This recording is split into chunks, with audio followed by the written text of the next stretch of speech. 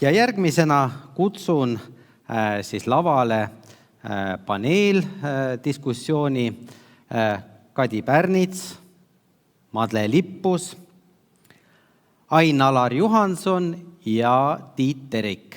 Palun tulge lobisema.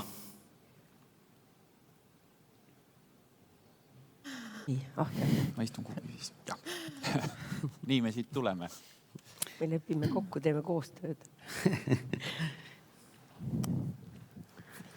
Toolide valik on vaba, välja arvatud Ma võtan selle kolmanda. Mina võtan selle siin. Kummalt poolt kolmanda? Siit. Mõlemalt? Okei. Teine. 1, 2, 4. Koosloome õnnestus suurepäraselt. Nagu ma siin juba seda tervet plokki alustades ütlesin, et Tallinn tõesti on seadnud nagu terve posu endale eesmärke. Me oleme teinud seda võimalikult inimesi seltsi kutsudes, et üle 6000 inimese osales Tallinn 2035 loomisel ja siis täpselt samamoodi kliimaneutraalset Tallinnat käsitelles ikkagi küsisime lisaks ekspertidele ka linna elanike arvamust. Aga nüüd, kus meil on siis eesmärgid seatud ja ma ütleks, et mingisugused väiksed ette krediiti on meile ka antud. Et nüüd me oleme 2 aasta pärast oleme Euroopa roheline pealinn. Me sellega muutume üsna tugevasti nagu Euroopa selle roheinnovatsiooni teemade fookusesse läheme. Ja ma ütleks niisugust asja, et meil on ikkagi need asjad pooleli, et me ei saa minna sellesse aastasse nagu püksid rebadel. Et me peame minema sinna ette valmistades. Ja nagu ma ka alguses ütlesin, siis linnaametnikud või linn üksipäini ei suuda neid asju elu sees ellu viia. Ja sellel ei ole ka mõtet, selles mõttes, et aeg ja elu on muutunud ja inimeste ja kogukondade ja ettevõtete olulisus on otsuste tegemises ja valitsemises tohutult kasvanud. Et Tallinn 2035 siis visioonis on selline lause, et Tallinn on linlaste ühisvara, mille tulevikku kujundatakse koosloomes ja teeme siis väikse katse seda koosloomes luua. Ja ma kõigepealt pöörduks Madle Lippus, Elava tänava esindaja sinu poole ja Elav tänav on siis selline kodanikualgatus, ma ütleks täis tipp-proffe, kes soovivad siis Tallinna tänavaid muuta inimkesksemaks ja sõbralikumaks. Ja ma olen sellega täiesti nõus, ma olen kuskil 20 aastat või 30, jah, nii 30 ei ole, siis ma olin lasteaias veel, aga arvanud, et võitlus Tallinna hinge eest käib Tallinna tänavatel. Madle, kuidas sina näed ja kuidas teie näete Elavas tänavas Tallinna tänavaid, kuidas nad on kujundatud, mida saaks paremaks teha, et need oleksid siis, meie paneeli nimi on intelligentne ja roheline ja ma ütleks, et kogukond ja koostegemine on ka käinud korduvalt läbi, et nad oleksid siis targemad, et nad oleksid kogukondlikumad ja et nad lõppkokkuvõttes oleksid ka rohelisemad ja säästlikumad. Mida me võiksime teha ja mis seis praegu on? Siin oli väga palju küsimusi korraga, et ma loodan, et mul ma vastaks nendele järjepanu siin selle paneeli käigus, et andes ka vahepeal teistele sõna. Aga kui küsida, et mis teeb või kuidas meie tänavatest mõtleme, et mis teeb tänavad heaks, siis mulle tundub, et kõige olulisem on küsimus sellest, et kuidas me tänavatest mõtleme, mis need tänavad meie jaoks on. Ja kui me oma meeskonnaga seda oleme arutanud, siis me tegelikult oleme jõudnud sinna, et hea tänav on see, mis on elukeskkond. Et me peame seda mõistma laiemalt kui ainult transpordikoridor punktist A punkti B. Ja tegelikult see on siin kogu selle päeva jooksul ka väga kenasti erinevates aruteludes peegeldunud, et meil tegelikult on tänaval palju erinevaid funktsioone. Tal on sotsiaalne funktsioon, inimesed tahavad seal kohtuda, nad tahavad seal olla, noortel on vaja kuskil olla. Tänavad ruumi disainis tegelikult sõltub väga palju see, et kas me tunneme seal ennast turvaliselt, kas me ei tunne ennast seal turvaliselt. Et see tegelikult on põhiline. Ja mul on väga hea meel või loomulik, et sa mainisid siin alguses ka neid Tallinna strateegiadokumente ja mis me Elavast tänavast tõesti arvame, et Tallinnal on suurepärased strateegiadokumendid ja seal on väga hästi välja toodud ka see just see elukeskkonna mõõde, et rääkides tänavatest, räägitakse seal kohaväärtusest. Praegu võib-olla see, kus me näeme küsimust ja seda tegutsemisruumi iseendale, on see, et see, mis see kohaväärtus siis on tänavatel või kuidas me seda päriselt ellu viime, see on jäetud täiesti lahti mõtestamata. Ja see koht, kus me siis näeme või kus meie tahaksime kodanikena ja kodanikuühendusena panustada, ongi just nimelt selle koha mõõtme kaasamõtlemisel, et mis see siis tegelikult tähendama peaks. Ja see võib-olla kõlab nagu abstraktsena, võib-olla keerulisena, et mis see koha mõõde siis on, aga tegelikult see on väga lihtsad ja väga igapäevased asjad, kui me räägime tänavast. See tegelikult tähendabki seda, et seal on lihtsad karakteristikud, et milline on selle tänava piirkiirus. Et kui see kiirus on seal madalam, see tähendab kohe seda, et meil on seal mõnusam olla. Kas seal on arvustatud inimestega, et inimesed saaksid selle jala käia? Kui on, seal on kohe meil mõnusam olla. Kas seal on haljastust? Kas seal on kõrghaljastust? Kas seal on põõsaid? Kui on seal kohe mõnusam olla. Et tegelikult me olemegi löönud need iseloomustavad teemad või teemade kaupa lahku, et me saaksime sellest rääkida hästi lihtsalt, hästi konkreetselt, just nimelt Tallinna strateegia 2035 9 tänavatüübi kontekstis.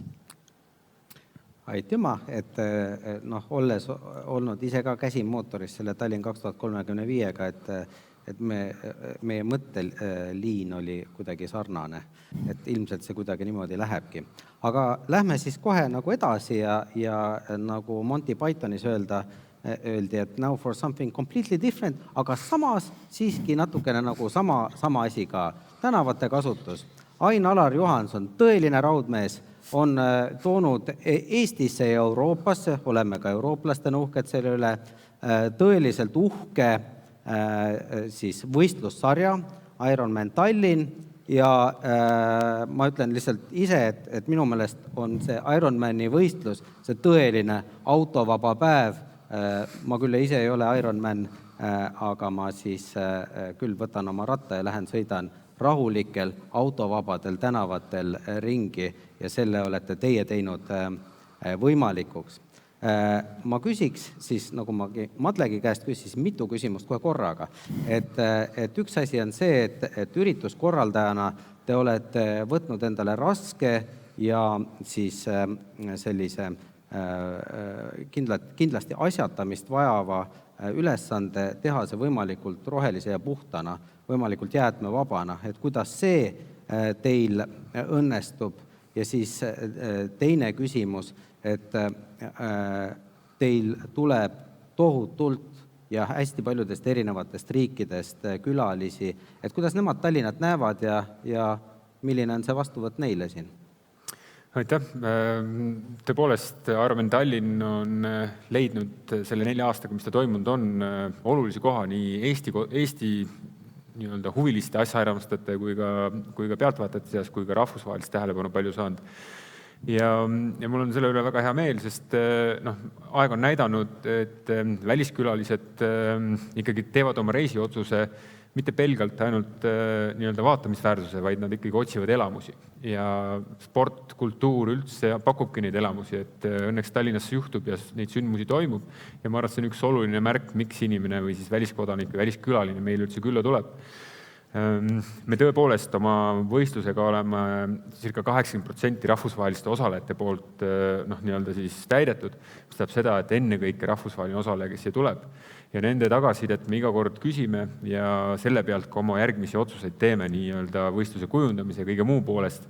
Ja me oleme näinud seda, et see rahvusvaheline külaline näeb ennekõike Tallinnast üllatusega seda, et kõik on käe-jala juures. Ehk et nende jaoks on üllatav, et sa saad tõesti lennukiga maanduda põhimõtteliselt kesklinna ja sealt siis trammiga sõita võib-olla võistlushotelli on ju, ja kõik ongi seal koha peal, et sa ei peagi mingisuguseid vahebusse võtma või lennujaamast siis hotelli, sealt veel omakorda võistluspaika, kõike muud. Ja mis neile teistpidi ka väga meeldib, on see, et tõepoolest siin Tallinnasse tulles tegemist ei ole lihtsalt nii-öelda kirjade järgi linnatriatloniga või linnavõistlusega, kus pannakse näiteks üks hea näide Barcelona triatlon ei jõuagi Barcelonasse, ta on lihtsalt seal kõrval olevas linnas, Calais. Et siin tegelikult kõik toimubki Tallinna linnas ja me pakumegi tegelikult tahamegi osalejale pakkuda selle trassi peal seda mõnusat elukeskkonda, mida siin just eelkõneleja märkis. Ja me otsime tegelikult oma trasse kujundades just selliseid kohti, kus osaleja saab joosta, ta saab selle emotsiooni kätte, ta ongi selles linnaruumis ja seal ümberringi ongi mõnus olla inimestel nii pealtvaatajatel kui ka selle osalejal. Ja ma usun, et nende aastate jooksul juba, 2018, kui me alustasime, kuni siis võib-olla selle aastani välja, on need muutused olulised juba olnud. Et väga suurelt määral on see muutunud ja paremaks läinud. Me räägime siin Noblessneri sadamalinnakust, mis on oluliselt arenenud, kui ka tegelikult kergliiklusteed, mis on palju paremaks ja suuremaks läinud, kus peal on hea joosta ja võib-olla seda võistlust korraldada.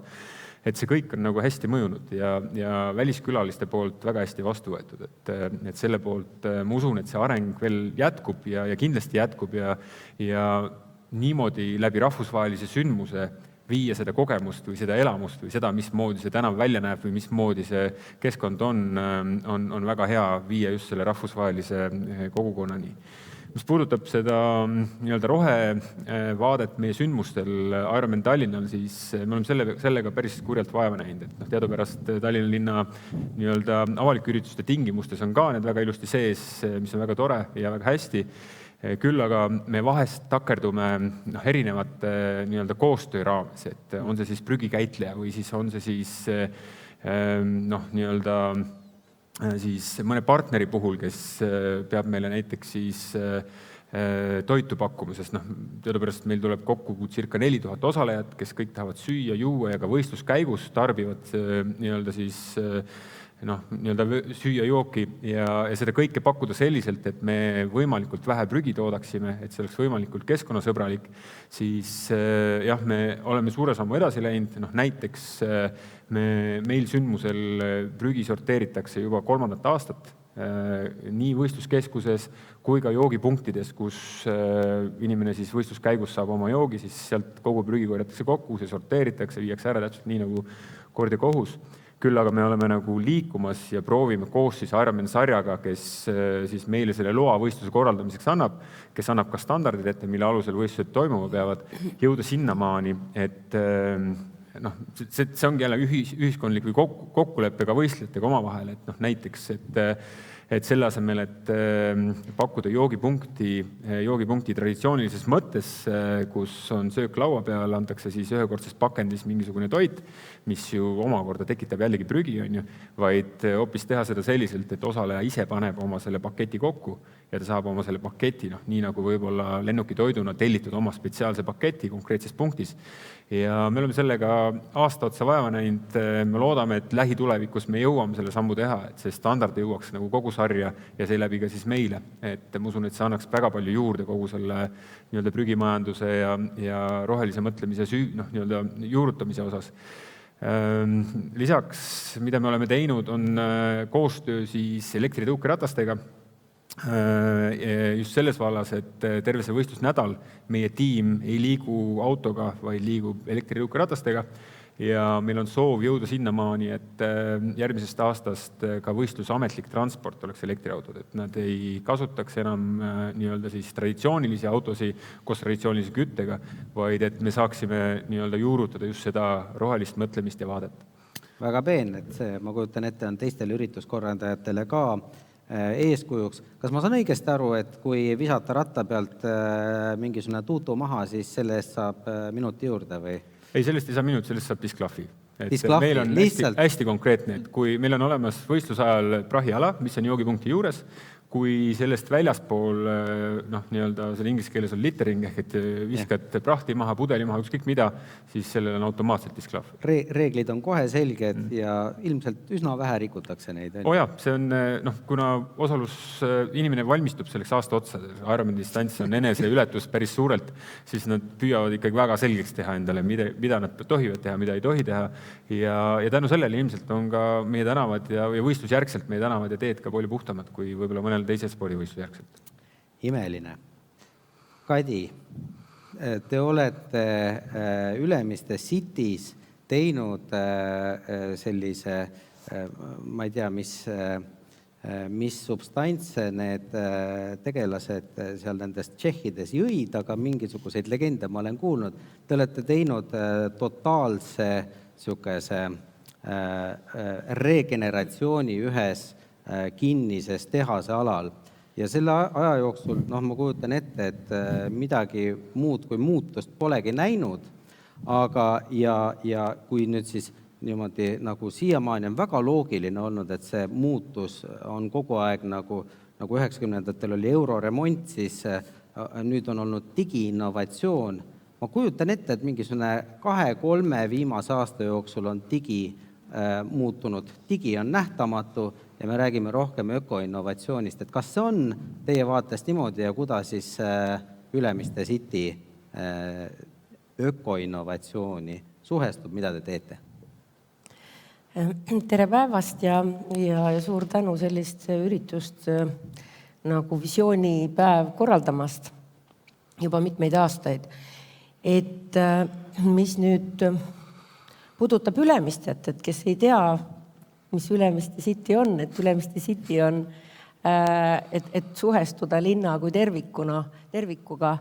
Ülemiste City on siis Lasnamäe linnaosa asu. Aga see 36 hektarit, mis seal on eraomaniku kätes ja seda siis alates juba 2005. aastast 2015 võib-olla tõsisemad arengud. Nüüd, kui püstitasid küsimuse, et digitaalsus, sa nii otseselt ei ütlenud, et digitaalsus versus rohelisus. Et tõepoolest, kui neid tarku linnu hakati tegema või õigemini siis osasid linnadest, siis see digitaalsus ja tehnoloogia oli kõige keskmes. Ja teda väga nagu väärtustati ja tõsteti esile. No ju sellel olid ka omad põhjused, sellepärast, et tekkis ka väga palju võimalusi linnakeskkonda tehnoloogiliselt nagu muuta ja elu paremaks läbi selle teha. Ja mis nüüd ütelda rohelisuse kohta, siis mina ei mäleta seda aega, millal Ülemiste oleks kasutanud või soovinud kasutada neid meetodeid või neid materjale, mis oleksid nagu raiskavad või kahjulikud. Ma arvan, et Eesti ühiskonnale selline mitte raiskamine ja hästi selline roheline mõtteviis on kogu aeg olnud omane, vähemalt meie põlvkonnale, kes on olnud seal ees, et me oleme ikkagi maal oma suved veetnud ja seda puhtust ikkagi pidanud au sees. Nii et selles mõttes ma arvan, et jah, digitaalsus täna on abivahend ja mitte ainult siis ütleme need materjalid ja automaatika, vaid kindlasti ka on digitaalsed vahendid aitavad meil nagu vaadata, et kuhu me selles keskkonnas oleme jõudnud. Et ma tulen veel korra selle juurde tagasi. Aga rohelisus on tõusnud rohkem, ökoloogiasõbralikkus igal juhul, ükskõik siis mis valdkonnas, kui sa linna arendamise või linnaosa arendamisega tegeled. Aga kõik see on ikkagi ühel eesmärgil, et inimestel oleks mõnus ja sõbralik linnakeskkond. Nii et ma ikkagi arvan, et roheline kui iseenesest eesmärk, ma nii ei püstitaks. Ma arvan ikkagi kõik nad käsikäes on ja töötavad ikkagi või me püüame niimoodi töötada, et nad kombinatsioonis aitaksid meil elu mõnusamaks teha, sellepärast, et linnatihedus on väga tõsine asi, siin me nägime erinevaid näiteid, selleks aega ei ole, et seda nüüd analüüsida, aga siiski ikkagi suurepärane teenus tuleb läbi linnatiheduse ja vaat kui linn on väga õre, siis ka tegelikult meil ei õnnestu seda 15 minuti linna väga tõsiselt ellu rakendada, et need sõidud lähevad väga pikaks, nii et selles mõttes linn kui maa või linn kui roheline maailmalinn, see mind väga kõnetab. Et kes soovib, sellel on linn kui maa, siin on väga palju mitmekesisust ja kes soovib seda pulbitsevat, eks ole, ütleme kultuuri ja kõrgteadust ja nii edasi selles osaleda, siis siin on linn kindlasti ainuke lahendus. Ja nüüd sa küsisid, ma iga kord nii pikalt ei räägi, ja nüüd sa küsisid, mida Ülemiste teeb, see läheb meil ju väga korda, me teeme ju nii, nagu me teeks iseendale, kus me tahaksime olla.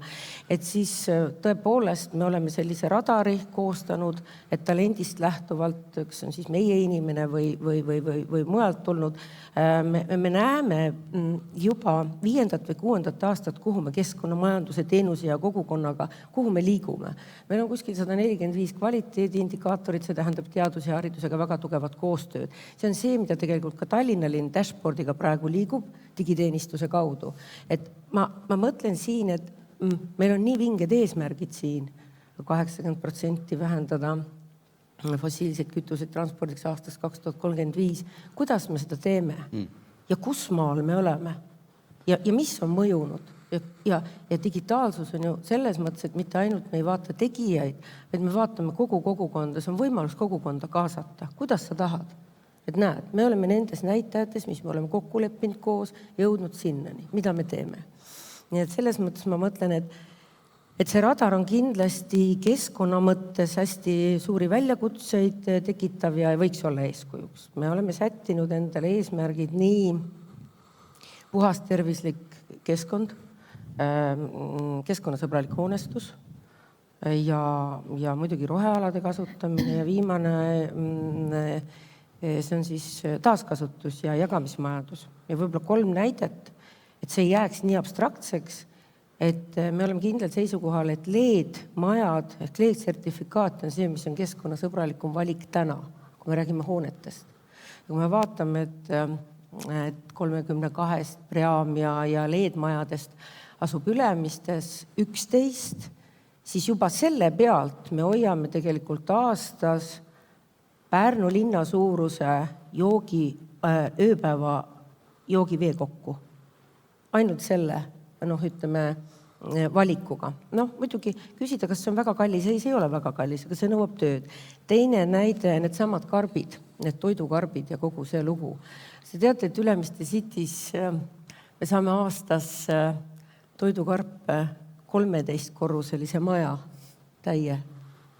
Ja midagi ei ole teha, et see kindlasti see meid ei rahulda ja me olemegi alustanud kaubanduskeskus ka kõrval ja meie ka ikkagi selle korduvkasutuse juurutamisega, Bringbackiga koostöös ja seal on ka, ütleme, need toidujagajad pärast kella 5 ja nii edasi. Ja viimane näide, nüüd tõesti viimane on, mis on nagu eelmise kõnelejaga siin haakus, on ikkagi see kaugjahutus ja kaugküte. See on muidugi, ütleme, kallim. Need lahendused siin, jalgrattahoidjad ja kõik duširuumid, eks ole, meil on ka lahedaid spordiüritusi, et see nagu tõesti aitab sellele mobiilsusele rohelisusele kaasa, aga jah, ütleme, see kaugkütte ja kaugjahutus, mida viimasel ajal oleme juurutanud Ülemistes, et see on kindlasti keskkonna hoiule tähtis ja me viime ennast sellele üle, ma lihtsalt toon näitena, et see on küll jah teatud investeeringud, aga siis me hoiaksime tegelikult aastaks 2030 ainult oma ala pealt kokku tänase küttesüsteemiga võrreldes Kadrioru pargi võrra puid. Väga peen, et mitte üksnes sellise roheinnovatsiooniga siis ei paranda te oma inimeste elukeskkonda, vaid tegelikult lõppkokkuvõttes teete investeeringud, et teil endal oleks lihtsam hiljem. Ja siis ütleme, majanduskeskkond, mis võib olla üsna ette nägematu, ei ole niivõrd kohutav siis. Üldse mitte. Jah, et ta suurendab ka teie vastupanuvõimet. Aga Tiit, sina oled pikkade kogemustega poliitik, aga võib-olla vähem inimesed teavad, et sa oled ka akadeemiliselt uurinud siis kaasamist ja koosloomet. Ja nüüd mulle tundub, et sinus saabki kokku nii-öelda need head mõtted, mida siin paneelis, aga ka mujal on esitatud, et milline see linn võiks olla, ehk siis see nii-öelda kaasamise, kaasamõtlemise pool ja siis teiselt poolt see niisugune strateegiline vaade, et meil on Tallinn 2035, Kadi meeskonnal on siis sellega suhestuv siis dashboard või siis infolaud, kus nad seavad endale eesmärke ja mõõdavad neid, et kuidas sa tunned siis praeguse nii-öelda, ilmselgelt on tegemist paradigma muutusega, et kuidas sa tunned, kuidas me saame viia Tallinna nii-öelda strateegiad ellu, kas meil on selle jaoks vaja mingisuguseid uusi oskuseid ja millist nii-öelda abi meil linnaorganisatsioonina on vaja, et jõuda üsna ambitsioonikate eesmärkideni? No eeskätt on siin vaja eesmärgi selgust. Eesmärgi selgust laias mõttes kogu linna kogukonnalt. Siin on nii üksikisiku roll ja nende linnakodanike roll, kes täidavad oma mingit ametit selles linnas. On ta siis ettevõtja, on ta ametnik, poliitik, on ta linnaplaneerija, mis iganes rolli ta täna täidab. Lõppkokkuvõttes olles selle linna elanik, see eesmärk peab olema ühine, arusaadav kõigile ja teistpidi tuleb väga selgelt arvestada seda, et me tuleme sellesse protsessi erineva motivatsiooniga ja ka erineva ressursiga. Ehk et kui me mingit enda ühiskonna ees seisvat küsimust lahendame, siis meie eelteadmised selle lahendamiseks on väga erinevad. Ja üks väga oluline aspekt, mis ma usun, et tihtipeale on saanud meil ka takistuseks, on see, et me ei tunne nii-öelda oma meeskonnakaaslasi. Ehk et kõik, kes me selle ühise eesmärgi nimel jõuda õnnelikuma linnani, õnnelikuma kogukonnani, me ei tunne neid oma meeskonnakaaslasi ja seetõttu on mõnikord puudu usaldusest. Sellest tihtipeale tekivad konfliktid ja see iseenesest ei ole see nii-öelda õli, mis seda masinavärki nagu paremini käima paneks. Ehk et kui me õpime teineteist paremini tundma, kas või nii-öelda poliitiline bürokraatlik struktuur ja aktiivne kodanikkond, mida ma olen tõepoolest natukene rohkem uurinud. Ja kui me saame nii-öelda selle konflikti ja konkurentsi koha maha, hetkel praegu on väga selline konkurentsist pinev õhkkond, tõenäoliselt veel lähemad 6 aega, siis läheb jälle lihtsamaks. Et kui me nagu need asjad saame enda jaoks selgeks, siis meil on tunduvalt parem nagu nende ühiste eesmärkidega edasi liikuda. Ja õnnelikkuse indeks tõenäoliselt tuleb paremini ka välja siis, kui me saame öelda, et jah, et iga mees ongi oma saatuse sepp ja õnnevalaja, et ma olen ise olnud osaline selles protsessis. Et nii nagu mitmetegi täna kõlanud ettekannete juures on tõdetud, et mingid targad otsused ei saa sündida kuskil kabinetis või ühes suures targas peas, sellepärast, et see lahenduskäik võib-olla kõikidele ei sobi. Jah, möönan seda, et alati ei saa ka kõikide arvamustega arvestada, sellepärast, et subjekti positsioon on niivõrd erinev, et üks tahab ühte, teine teist, aga kui me otsime seda ühisosa ja lepime kokku selles, et me üritame sõbralikult sinnapoole liikuda, mitte, ma ei tea, spordivõistlusel mõnikord ette tulevalt kellelegi küünarnuki tunnet tekitades, mitte positiivses, vaid negatiivses mõtmes, siis ma usun, et meil on tükk maad lihtsam jõuda õnneliku linnani. Aga mis formaat see siis on see, kus me selliste üksteise tundmisteni ja võib-olla äratundmisteni jõuame, et valimistel ilmselgelt on pigem see nagu jala taha panemine ja jagelemine, et kus kohas me selle pinna leiame, kus me üksteist teretame ja ei sõima? No küsimusest lähtuvalt ma võin öelda, et me leiame selle pinna valimiste vahelisel ajal. Aga tegelikult siin on nii-öelda linnavõimul ja üldse sellisel avalikul struktuuril nagu väga oluline roll ollagi selle platvormi pakkujaks, kus need ideed kokku tulevad. Ja pakkudagi seda areeni ja läbirääkimiste kohta, kõikidele ühiskonna erinevatele gruppidele ja osapooltele, et me oleme siin saanud täna uhkustada ja tõsiselt nagu uhkusega vaatasin seda videot, mis meile New Yorgist saadeti, kus räägiti sellest, miks Tallinn võitis ICF-i tiitli, intelligentse maailma kogukonna tiitli, on see, et see on hinnang meie senisele tööle, linna poliitiline võim, ametkondlik pool, ülikoolid, ettevõtjad, erinevad muud meie nii-öelda kogukonna liikmed, ehk et see on see üheskoos tegemise asi, et kui me koos teeme, siis me saame olla edukad.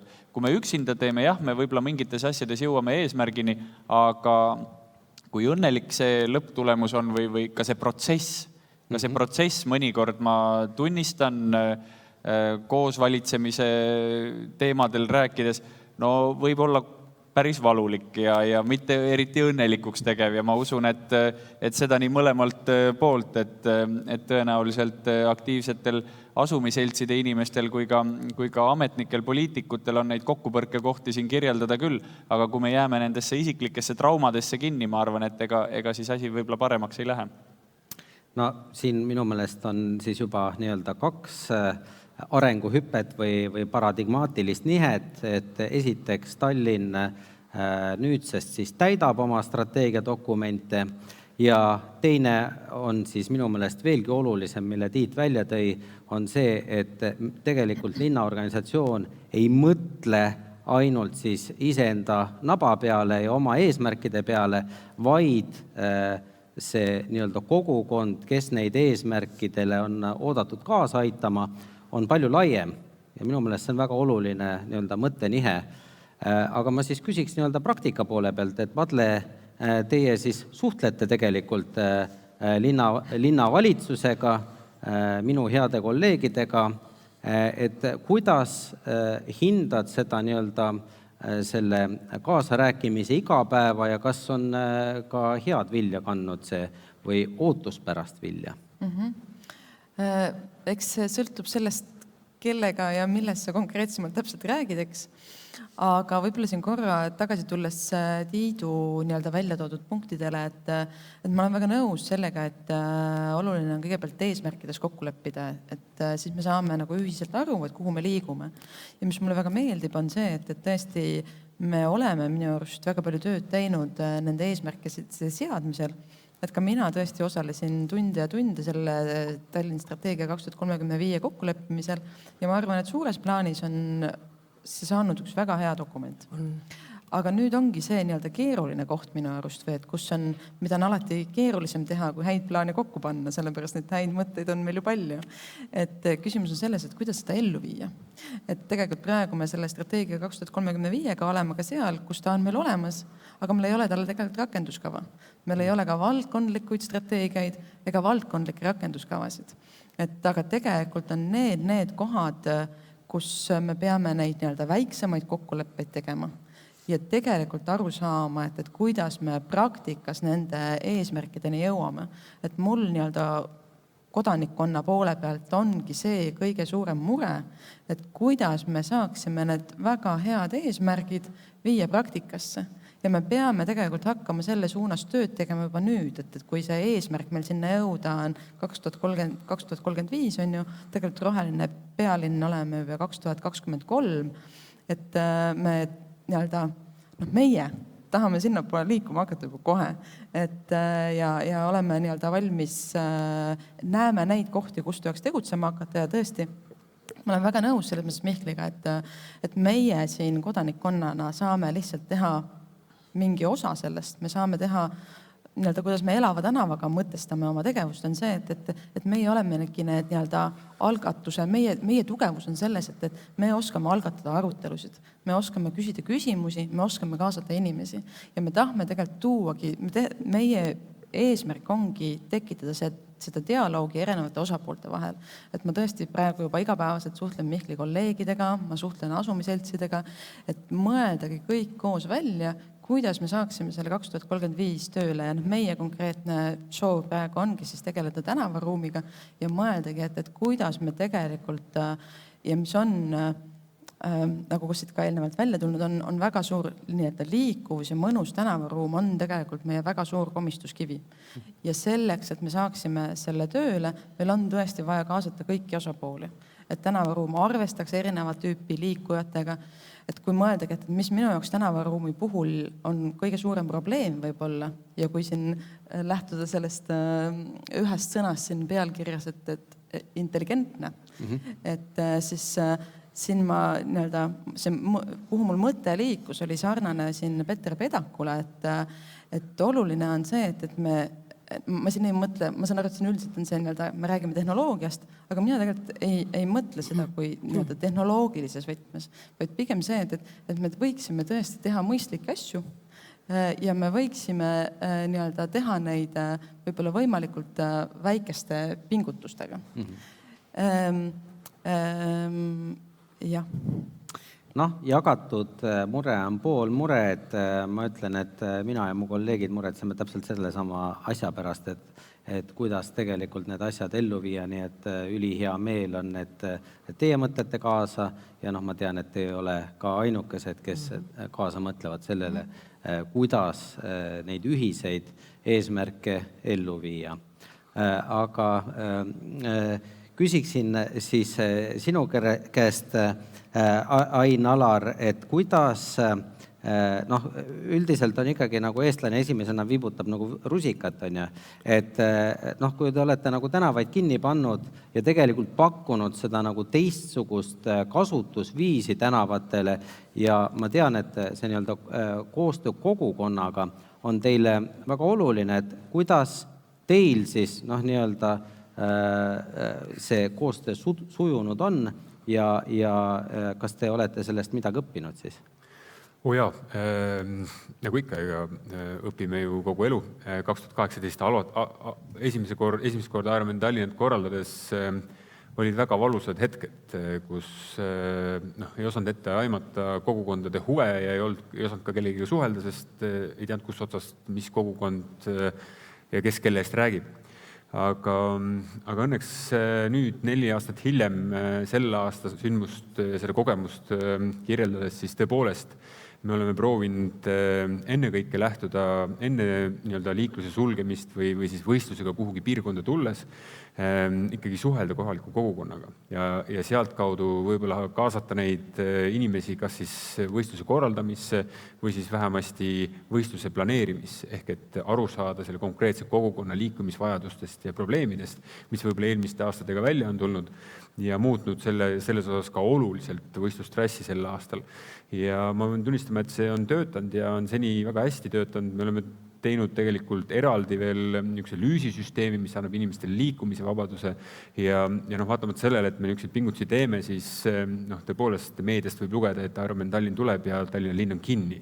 Aga tegelikult ei ole kinni, tegelikult liikuda saab ja nagu sa isegi ütlesid väga hästi, saab ka rattaga liikuda, on ju, uhkel kinni pandud teel, aga sellegipoolest see koostöö kogukonnaga ja üldse koostöö kui selline on meie jaoks hästi oluline, sest meil ei ole mitte mingisugust mõtet teha sündmust kuskil, kus seda sündmust ei oodata või kus seda sündmust ei vajata.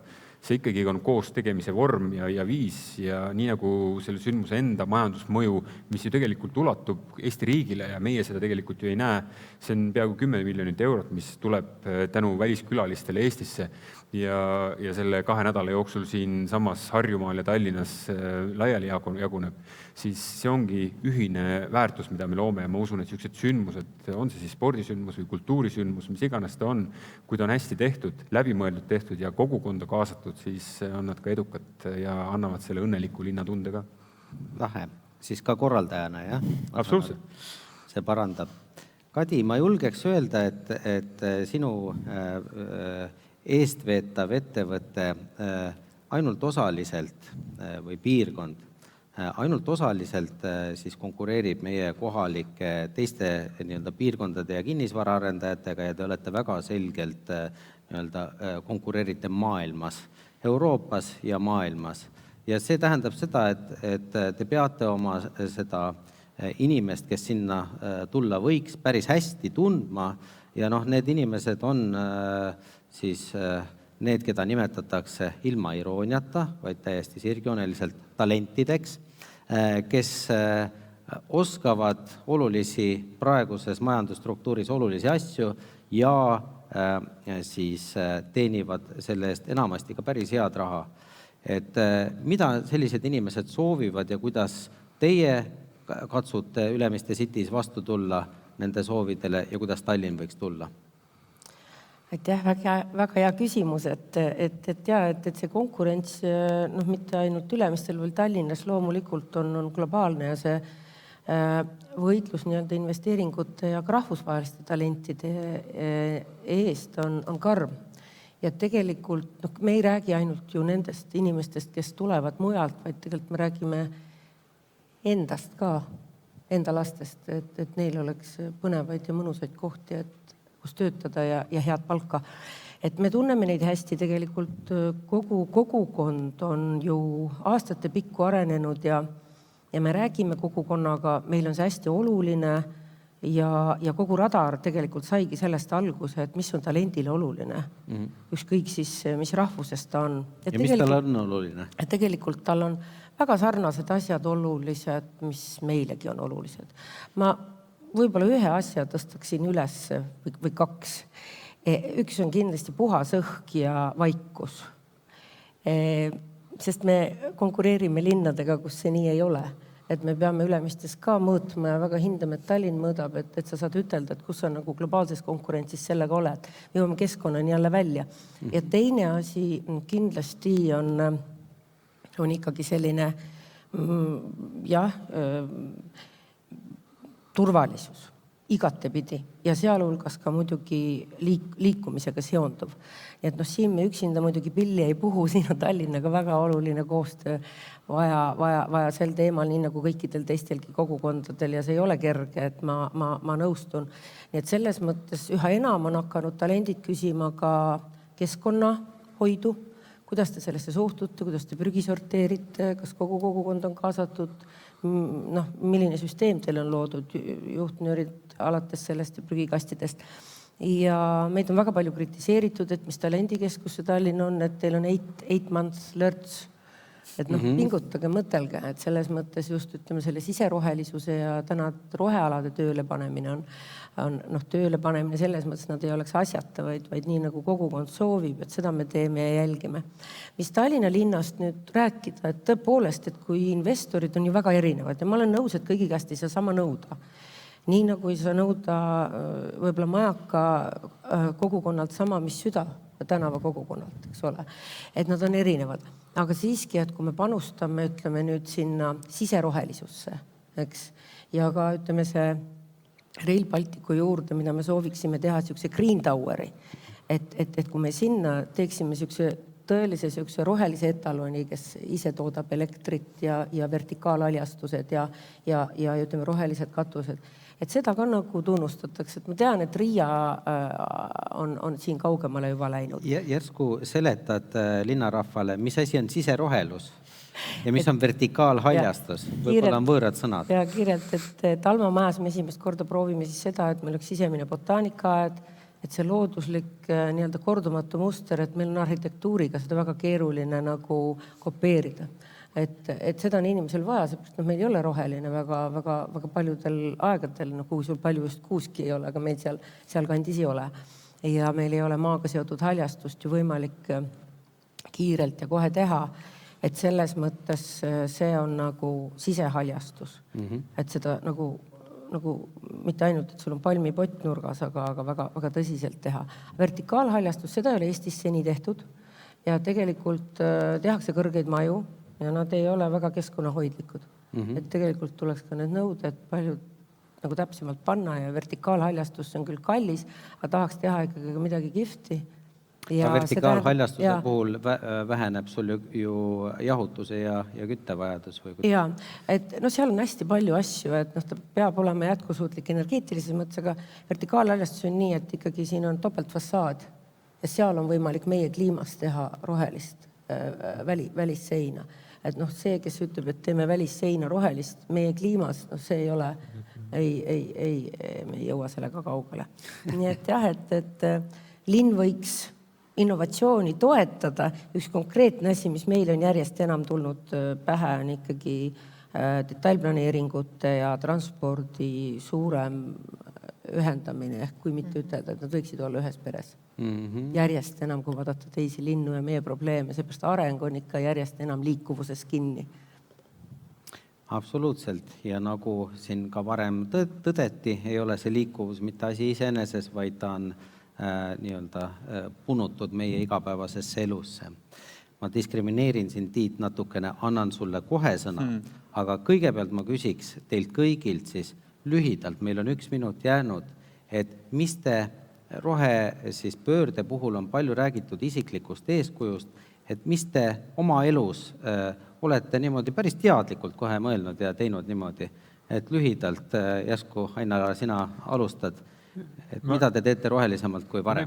Meie pere on nagu hästi konkreetne. Me tegime oma otsused, ma olen Tartu inimene, kolisime kesklinna, ja kõik liikumised on ratastega. Lapsed käivad ratastega ja me väldime siis autodega sõitmist. Ja see on üks hästi konkreetne viis, kuidas me oma elu korraldanud oleme, ka talvisel ja külmal ajal. Kindlasti on see ka lõpus.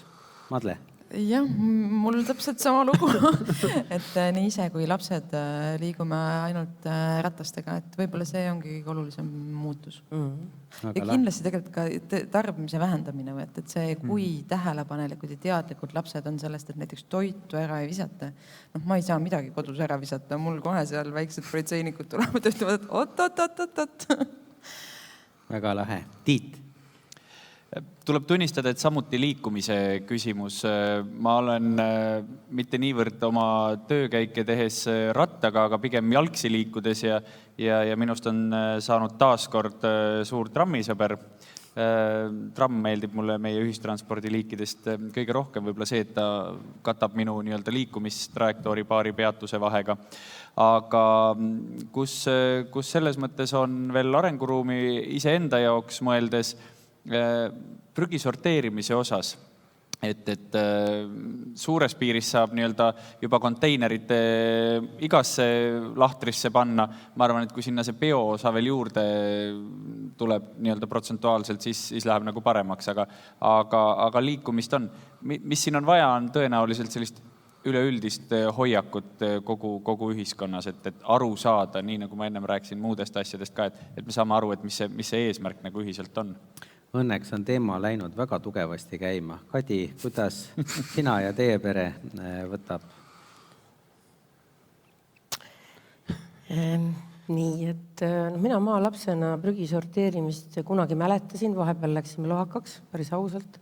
Ja nüüd siis uues kuues, kus on nüüd ju prügi ka teistmoodi nagu nimetatud ja nii-öelda sorteeritud, siis meie enda töökohast on see alguse saanud, kus me siis nagu järjest hoolsamalt seda nagu teeme ja mina seal hulgas on õppinud uued kombed ära ja meil on ka sellised digitaalsed jälgimised pandud, nii et kui ma kommipaberi viskan valesti, siis ta pahandab minuga. X.